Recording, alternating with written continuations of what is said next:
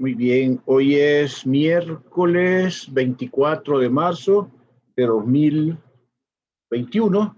Esta es la clase de Física 321 de la Escuela de Física de la Facultad de Ciencias de la Universidad Nacional Autónoma de Honduras. Yo soy el profesor Alejandro Galo Roldán. Esta clase se sirve para estudiantes de la carrera de Ingeniería Química. Estábamos viendo el tema de física atómica. Les comentaba que era el tema que estaba relacionado con la forma en que la mecánica cuántica permitió ir construyendo un modelo atómico que es el adecuado para explicar completamente el átomo. Vamos a ver ahora cómo este modelo de la mecánica cuántica interviene en la estructura periódica que tienen los elementos en la tabla. A medida que van avanzando hacia la derecha los elementos y luego hacia bajando, van aumentando un electrón cada uno. O sea, va aumentando su número atómico, por ende. Entonces, estos electrones van ocupando orbitales, ¿verdad? Y entonces, la forma en que esos electrones se van acomodando a medida que se va llenando los espacios en la tabla periódica, obedecen ciertos principios. Uno de los principios fundamentales es el principio de exclusión de Pauli. El principio de exclusión de Pauli dice que dos electrones no pueden compartir el mismo estado. Eso significa que los números cuánticos de cada electrón serán diferentes. O sea, al menos en un número cuántico deben de diferir. Pueden diferir en N, en L, en ML o en MS. En uno de los números cuánticos tienen que diferir. Entonces eso es importante que lo recordemos, ¿verdad? Al menos en un número cuántico tienen que diferir. O sea, dos electrones no pueden tener los mismos cuatro números cuánticos. Eso dice simplemente el principio de exclusión de Pauli. Luego, ¿cómo se van llenando las capas? Los electrones se colocan alrededor del núcleo atómico y los electrones buscarán ocupar el estado de menor energía disponible. Eso es importante. De esta forma se llenará cada uno, se llenará cada una de las subcapas hasta alcanzar la siguiente capa y seguir con este esquema. Entonces, primero se llena una capa, después se llena la siguiente y después se llena la siguiente. Pero también es necesario considerar la regla de Hund, la cual indica que cuando un átomo tiene orbitales de igual energía, o sea, cuando el número cuántico n es igual, por ejemplo, estamos hablando por ejemplo, del 2p, los orbitales 2p. Hay tres orbitales 2p, que son -1, 0 y 1. El orden en que se llenan los electrones es de forma que la mayor cantidad de estos tengan spin sin emparejar. Eso significa que primero se llenan sin emparejar y una vez que he llenado todos los 2p sin emparejar, se comienzan a emparejar. Esa es la regla de Hund. Ya vamos a ver ahorita aquí en un ejemplo de la práctica cómo es esta regla de Hund, cómo se aplica esta regla de Hund. Aquí vamos a analizar este ejemplo donde tenemos, por ejemplo, el litio, ¿verdad? Miren que para el litio, que tiene 3 electrones, primero llenamos el orbital 1s, pero en el 1s, antes de pasar al 2s, primero entonces emparejamos. Entonces, primero ponemos para arriba el spin, luego para abajo, y luego vamos al siguiente orbital para arriba. Cuando vamos al litio,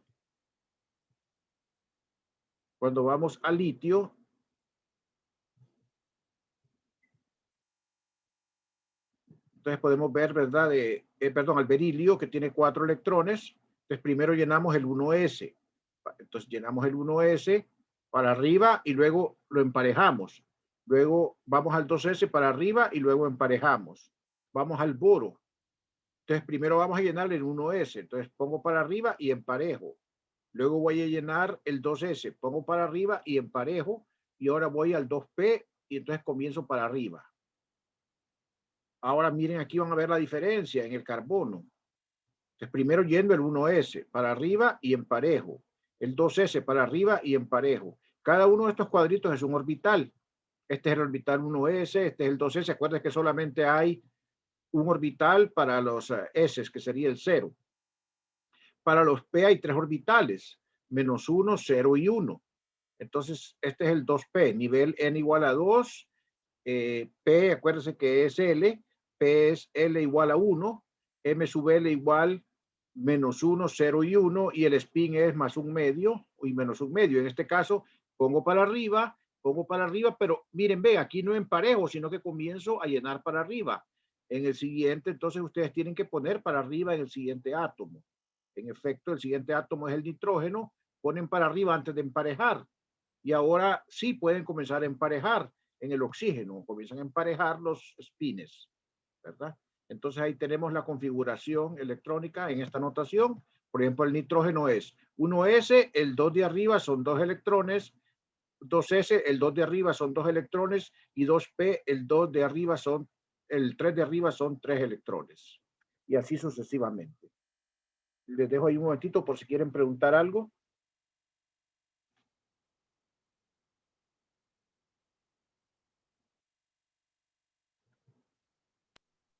Ingeniero, Sí. en los orbitales P, entonces no se llenan como en los orbitales S, que se emparejan los dos spin, o sea, para arriba y para abajo. Después sí, si usted va llenándolos, va sumando electrones, mire que va emparejándolos, mire. Pero una vez que le ha puesto primero para arriba todos, mire, primero para arriba todos, y de ahí cuando ya no hay para arriba, comienza a emparejarlos. Comienza a emparejarlos, ¿ves? Cuando ya es lleno este, tiene que pasar al siguiente orbital, ¿verdad? Que seguiría en el llenado. Lo que le digo es cuando llega por ejemplo, a un orbital, cuando cambia, por ejemplo, aquí pasamos de 2s a 2p. Aquí comienzo a llenar, pero antes de emparejar las cajitas, comienzo a poner para arriba. Aquí, mire, por ejemplo, mire el nitrógeno, ya están para arriba todos. Hasta que tengo todos para arriba, comienza a emparejar, mire. Ya en el oxígeno empareja, en el flúor empareja y en el neón empareja. ¿De acuerdo? Sí, de acuerdo, gracias. Ok. Esa es la regla de Hund, ¿no? ¿Cómo se llenan? Bien. Vamos entonces a terminar la presentación, creo yo. Vamos a pasar aquí el complemento de la clase. Aquí tenemos un ejemplo, antes de seguir. Dice, transiciones electrónicas en el hidrógeno. El electrón de un átomo de hidrógeno hace una transición del nivel de energía n igual a 2 al nivel de fundamental n igual a 1. Encuentra la longitud de onda y la frecuencia del fotón emitido. Claro, aquí se entiende que vamos a utilizar la fórmula de Bohr, el modelo de Bohr, que es válido para los átomos de hidrógeno. Inciso B, en el espacio interestelar se han observado algunos átomos de hidrógeno enormemente excitados, llamados átomos de Rydberg. Encuentre la longitud de onda a los que los radioastrónomos deben sintonizar para detectar señales de electrones que caen del nivel n igual 273 al nivel n igual 272. ¿Cuál es el radio de la órbita del electrón para un átomo de Rydberg para el que n es igual 273? D. ¿Qué tan rápido se mueve el electrón en un átomo de Rydberg para el que n es igual 273? Acuérdense que el modelo de Bohr, los electrones están en órbitas circulares definidas, de radio definido y energía definida, y de momentum definido, todos cuantizados.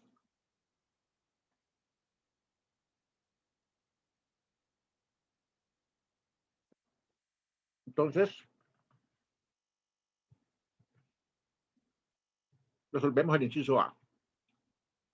Una transición del nivel 2 al nivel 1. Entonces escribimos la fórmula de Rydberg, ¿verdad? Que nos dice que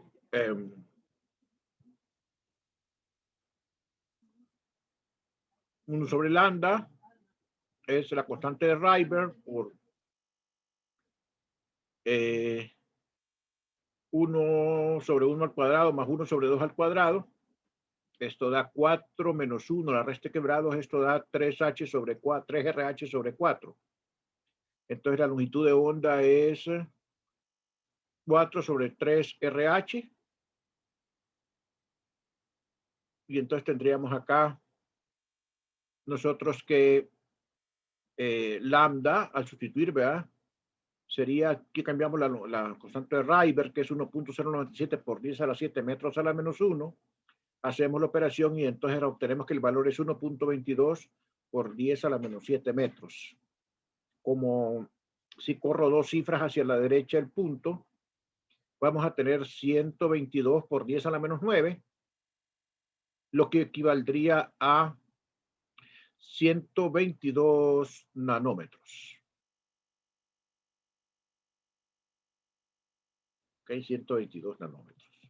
Entonces hemos respondido la pregunta del inciso A, que decía que encuentra la longitud de onda y la frecuencia del fotón emitido.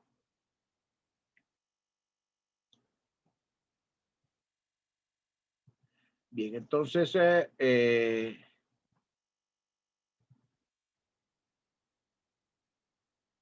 acuérdense que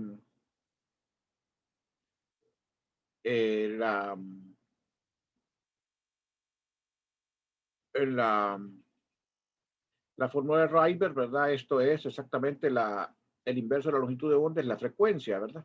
Entonces hay que despejar la longitud de onda. Ahora la frecuencia, entonces, es C entre lambda. C, entonces, es 3 por 10 a la 8 entre lambda, que es 1.22 por 10 a la menos 7 metros. El resultado es 2.47 por 10 a la 15 hertz para la frecuencia. ¿Alguna pregunta ahorita?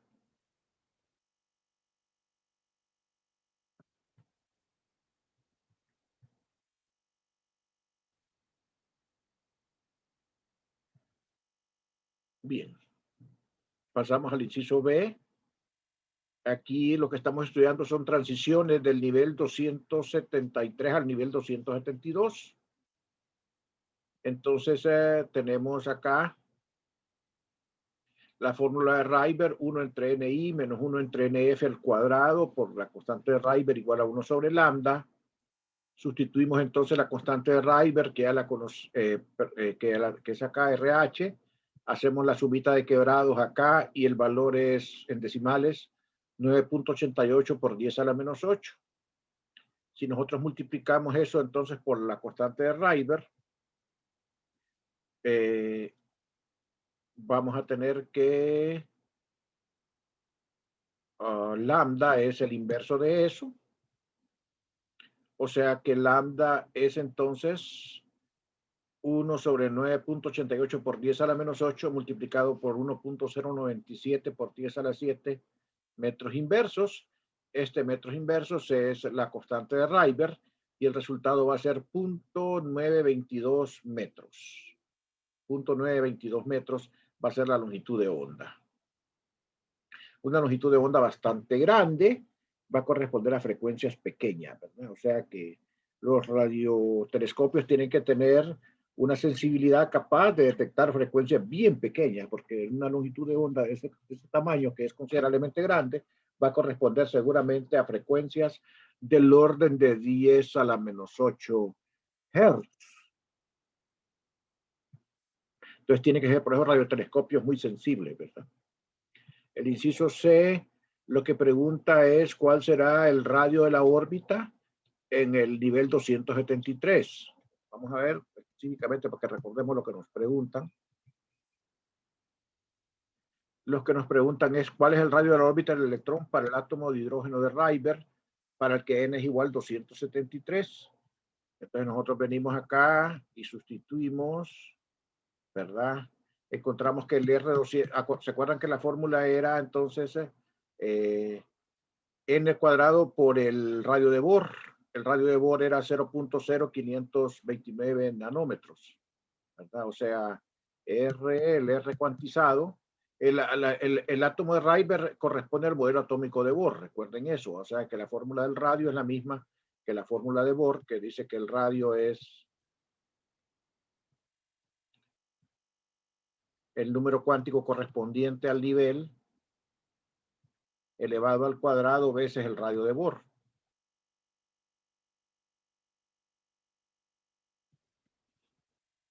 Entonces tomamos acá el radio de Bohr, que es 0.0529 nanómetros, lo multiplicamos por 273 al cuadrado y el resultado es 3.94 micrómetros, ¿verdad? Si lo operan. El resultado va a ser esta operación.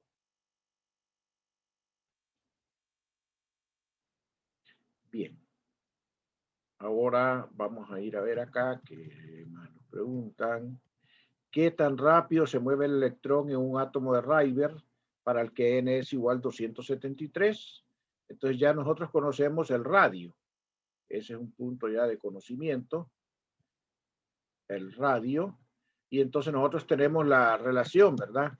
Que la velocidad es la constante dieléctrica por la carga al cuadrado dividido entre la masa por el radio, raíz cuadrada, ¿verdad? Eso simplemente viene de la conservación de energía. O bien, si ustedes quieren verlo aquí de la ley de Newton, ¿verdad? Fuerza igual a masa por aceleración. La fuerza es eléctrica, es la carga por la constante dieléctrica entre R cuadrado. Y la aceleración es centrípeta, es m b cuadrado dividido entre el radio. Y de ahí sale entonces esta fórmula que está aquí para la velocidad. Entonces sustituimos el valor de la constante dieléctrica, que es prácticamente 9 por 10 a la 9 newton por metro cuadrado sobre coulomb al cuadrado, por la carga del electrón, que es 1.6 por 10 a la menos 19 al cuadrado. Aquí me disculpan, es carga al cuadrado en la fuerza, entre la masa del electrón, que es 9.11 por 10 a la menos 31, veces entonces el radio que encontramos en el inciso anterior, que era 3.94 micrómetros, ¿verdad? Entonces 3.94 en metros es 3.94 por 10 a la menos 6 metros. Si ustedes hacen la operación, van a encontrar que ese resultado es 8.02 por 10 a la 3 metros divididos segundos.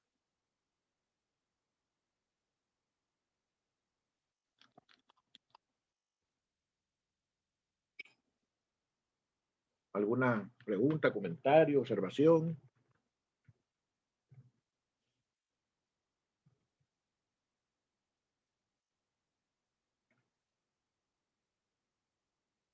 Muy bien, jóvenes. Vamos a tratar de continuar entonces en el nivel n igual 2 del hidrógeno, dice este ejemplo.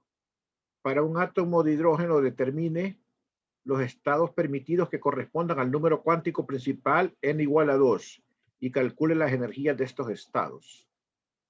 Entonces, fíjense bien, aquí estamos no en el modelo de Bohr, estamos ya en el modelo de la mecánica cuántica con los números cuánticos.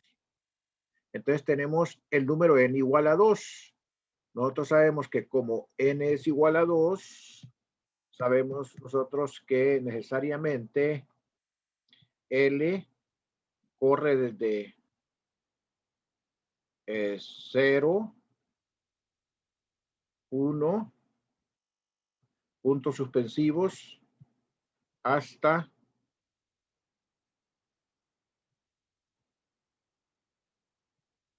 n-1. En este caso, como n es igual a 2, corre 0, 1 y hasta 1 ya terminó porque es n igual a 2 y es 2 menos 1 es 1. Entonces solamente L es 0 y 1. Entonces L puede ser 0 y L puede ser 1. Y sabemos que M sub L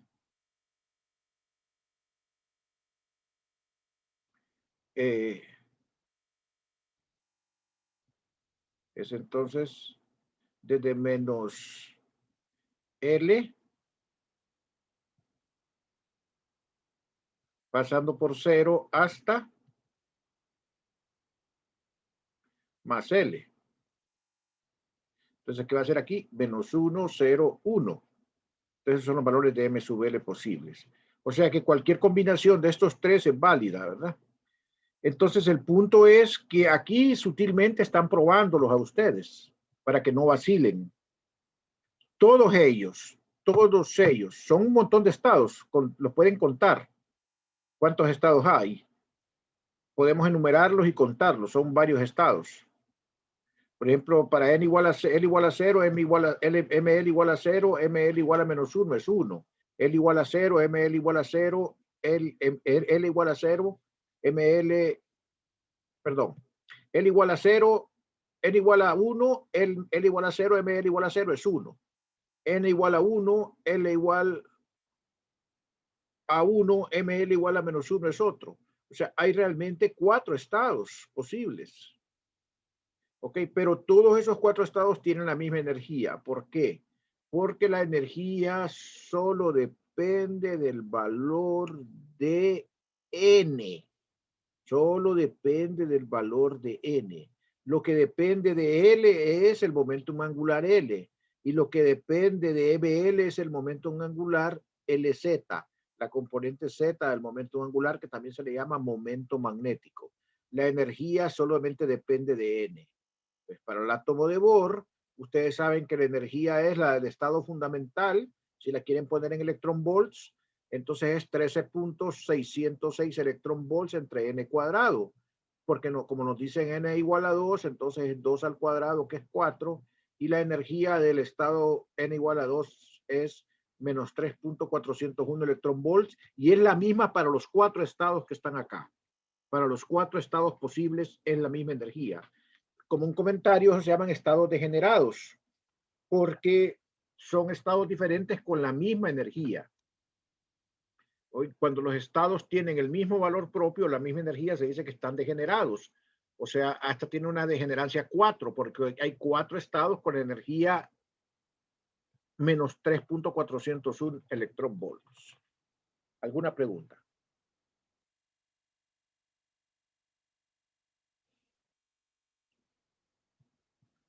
Bien, vamos a entrar a ver las funciones de onda para el átomo de hidrógeno. No vamos a entrar en el detalle de cómo se resuelve el átomo de hidrógeno. Es un problema que requiere matematización un poco fuerte, ¿verdad? Y requeriría un curso de mecánica cuántica para resolverlo. Pues solo les anticipo, ¿verdad? Que dado la simetría, el átomo de hidrógeno se resuelve en coordenadas esféricas. Entonces, realmente hay la función de onda del átomo de hidrógeno se compone de tres partes. Voy a escribir acá si quieren solo para su información, ¿verdad? Que la función de onda del átomo de hidrógeno se escribe como una función R grande que depende solo de R, una función teta grande que depende solo del ángulo teta esférico y una función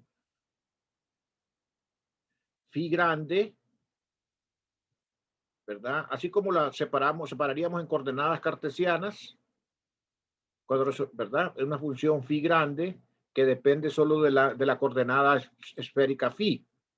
Entonces, resulta que esta phi depende de 3 números cuánticos, que son n, que son el otro número cuántico que es L, y depende también de ML. Y entonces algunas de estas pues dependen de N, otras dependen de, por ejemplo, R depende de N, esta teta depende de L y esta phi depende de L y depende de ML. Entonces voy a tener yo un montón de soluciones. Entonces hay un montón de estados. El estado fundamental es el estado sí lo que se designa como 1S, que corresponde entonces a qué valor? Corresponde a n igual a 1 y a L igual a S. ¿Qué significa S? A L igual a 0. No depende de ML, el estado fundamental. N igual a 1 y L igual a 0, el estado Xi 1S.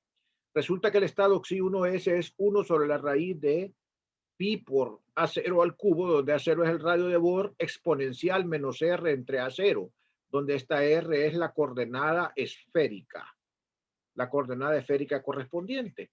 Entonces, si nosotros elevamos al cuadrado para calcular la densidad de probabilidad de ese estado, entonces elevamos al cuadrado, la raíz cuadrada desaparece y queda aquí un E a la menos 2R entre A0 para la densidad de probabilidad al cuadrado. Entonces, ustedes pueden ir a una tabla y en el libro está una tabla completa de las funciones de onda para el átomo de hidrógeno. Déjeme ver si lo tengo en la mano para verlo. Si no, pues le voy a buscar otro libro donde la pueden encontrar. Aquí está entonces el estado fundamental nada más. Vamos a buscar acá el libro. Aquí tengo el libro abierto. Vamos a buscarlo.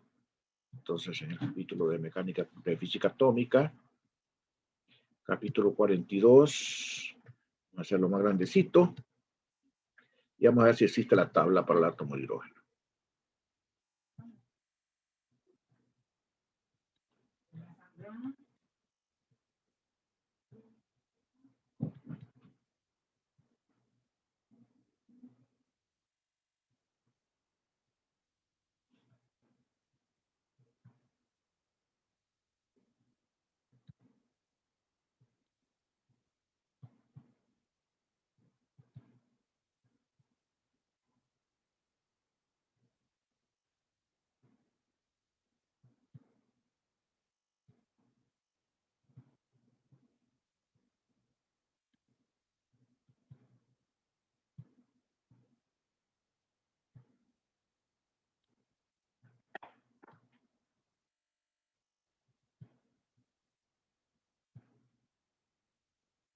Vamos a ver si reporta tabla este libro. Parece que no aparece la tabla en este libro, pero para mañana les consigo una para que ustedes tengan acceso por lo menos a los estados, a los primeros estados, ¿verdad? No aparece la tabla aquí en el texto. Vamos a buscar otro libro. Pero entonces, en cualquier caso, ustedes les van a dar la tabla, les van a dar el valor, les van a dar la función que corresponde. Ok, este es el estado fundamental. O sea que aquí teta es 1 y phi es 1. Miren, solamente, y R de R es 1 sobre la raíz de pi A0 cuadrado por E a la menos R entre A0. Bien, entonces esta sería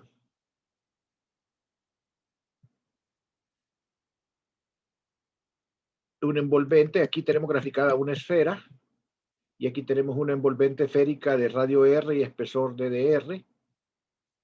Esta envolvente tiene una cáscara acá que tiene un volumen que sería 4πr cuadrado por DDR.